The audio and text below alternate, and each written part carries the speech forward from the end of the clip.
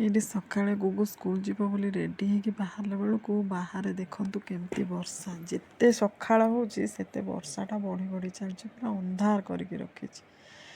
ଛୁଆମାନଙ୍କର ଅଗଷ୍ଟ 15 ପୁରା ବର୍ବାଦ ହେଇଗଲା। ଯେତେ ଭାବିଥିଲେ କେତେ କ'ଣ କିଛି କରିପାରିବେନି। ଏଠି ଟିକେ ଅବିକା ଛାଡ଼ିଛି, ଯାଉଛି ତାକୁ କହିବି ସେ ବାହାରିକି ଛତା ନେଇକି ରେନକୋଟ୍ ନେଇକି ପଳେଇବ। ତାକୁ ପଳେଇ ଯାଅ, ଟିକେ ଅଳ୍ପ କମିଛି ଅବିକା। ହଁ ଧରିଥିବୁ ଭଲ ସେ। ତୋ ଆଡ଼କୁ ଛତାଟା କର, ତୋ ଆଡ଼କୁ ଛତାଟା କର।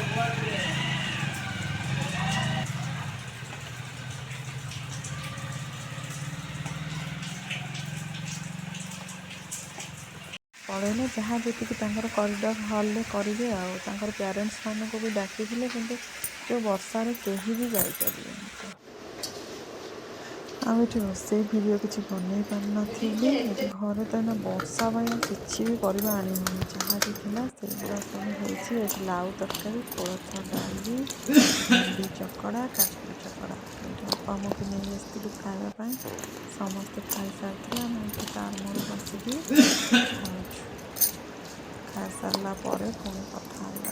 ଆଜି ହେଉଛି ସାଙ୍ଗମାନେ ସ୍ୱାଧୀନତା ଦିବସ। ବୀର ସ୍ୱାଧୀନତା ସଂଗ୍ରାମୀ ଓ ବୀର ଶହୀଦମାନଙ୍କ ପାଇଁ ଆମ ଦେଶ ଆଜି ସ୍ୱାଧୀନ ହୋଇପାରିଛି। ଆଜିର ଦିନରେ ଆମର ଜାତୀୟ ପତାକା ତିରଙ୍ଗାକୁ ସମ୍ମାନ ଜଣାଇବା, ନା କି ତାକୁ ଗାମୁଛା କରି ପିନ୍ଧିବା, ନା କି ଶାଢ଼ୀ କରି ପିନ୍ଧିବା। ଆମେ ସମସ୍ତେ ଏକତା ବଜାୟ ରଖିବା, ସମସ୍ତେ ମିଳିମିଶି କହିବା ଜୟ ହିନ୍ଦ।